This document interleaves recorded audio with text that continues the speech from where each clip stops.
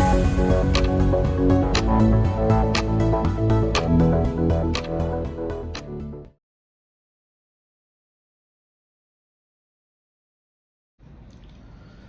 मुस्लिम welfare association के राष्ट्रीय अध्यक्ष के नाते ये लेटर संग्राम जगताप, जो कि अहमदनगर के आमदार निवड़ के आए, अभी चुन के आए हुए, उन्होंने चुन के आने के बाद उन्होंने अभी एक प्रेस कॉन्फ्रेंस किया है शिरडी में, जो कि शिरडी में साईं बाबा के एक पवित्र भूमि पे जाके उन्होंने दो धार्मिक तेढ़ निर्माण करने का उन्होंने ये प्रेस कॉन्फ्रेंस लिया है।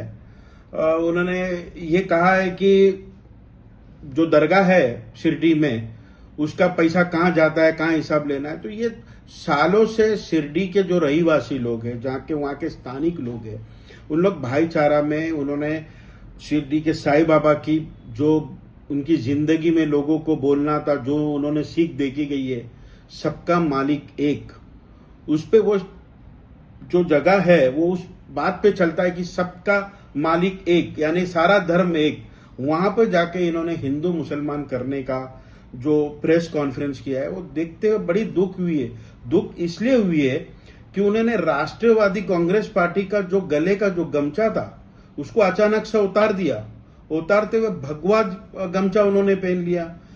उनका हृदय परिवर्तन इस तरीके से हुआ कि समझ में नहीं आया कि चुन के आने के बाद तुम्हारा हृदय परिवर्तन हो जाता है। तो मेरा उनसे ये रिक्वेस्ट है कि आप राष्ट्रवादी कांग्रेस पार्टी के हो, राष्ट्रवादी कांग्रेस पार्टी के अजीत दादा पवार की जो सोच है वो शिव शाह फुले अंबेडकर की सोच है। महाराष्ट्र के जो प्रदेश अध्यक्ष है सुनील तटकरे साहब, आज उन्होंने सारे धर्मों को, सारे मजहब के लोगों को साथ में लेके चले हैं। जिस तरीके से आप देखे होंगे लोकसभा में रिजल्ट वन साइड हुआ था, उसके बाद भी अजीत दादा ने खड़े रह के कहा कि कोई भी समाज वोट किसी को भी दिए, तुम्हारा संरक्षण का काम राष्ट्रवादी कांग्रेस पार्टी करेगी। ये देखते हुए लोगों ने इस बार आमदारकी के इलेक्शन में मुसलमानों ने भर भर के वोट राष्ट्रवादी कांग्रेस पार्टी को दिया है। अब बड़ी अफसोस की बात है कि आपको मुसलमानों ने वोट नहीं दिया, ऐसा आपका कहना है। उसका बदला कहीं आप ले तो नहीं रहे हो। आप सुप्रीम कोर्ट ने भी जो एक डिसीजन लाया है अभी इस वक्त कि हर मस्जिद में आपको मंदिर नहीं ढूंढना है। आप अहमदनगर में एक मस्जिद के अंदर आप मंदिर ढूंढने जा रहे हो। शिरडी के साईं बाबा में आके आप प्रेस कॉन्फ्रेंस करते हो कि ये दरगाह का हिसाब किताब करिए। भाई, आप चुन के अपने मतदार संघ में लोगों का भला करने आए हो, आप लोगों का भला करिए। आप ये दो धर्मों के बीच में वाद विवाद मत पैदा करिए। अगर आपने वाद विवाद पैदा किया, दो धर्मों में कोई भी राइट्स क्रिएट होती है, इसकी सारी जिम्मेदारी आपकी है। ये जो लेटर के माध्यम से मैं आपसे एक विनती करता हूँ, रिक्वेस्ट करता हूँ कि दो मजहब में आप मत लड़ाइए। महाराष्ट्र में हमको आगे बढ़ना है, हमको सारे धर्म को लेकर साथ चलना है। हमारी पॉलिटिक्स जो है राष्ट्रवादी कांग्रेस पार्टी की पॉलिटिक्स ये है, डेवलपमेंट की पॉलिटिक्स है। हमने डेवलपमेंट में वोट मांगना है, हमने धर्म के नाम पे नहीं मांगा।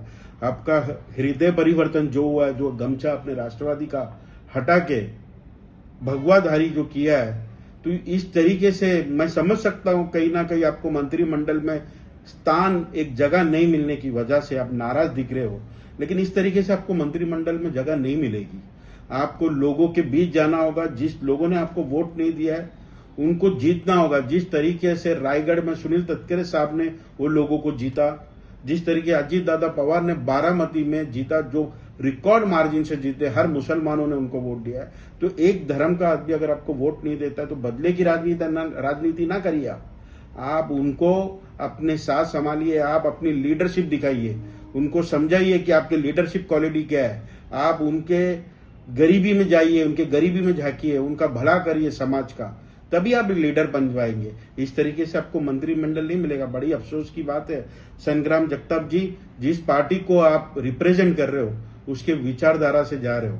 राष्ट्रवादी कांग्रेस पार्टी की विचारधारा शिव शाह फुले अंबेडकर की विचारधारा है। आप ये विचारधारा से भटक रहे हो। इसीलिए ये मैं मुस्लिम वेलफेयर एसोसिएशन की तरफ से, राष्ट्रीय अध्यक्ष की तरफ से आपको एक निवेदन लेटर लिख रहा हूं कि दो धर्मों के बीच में आप वाद विवाद ना पैदा करिए। धन्यवाद।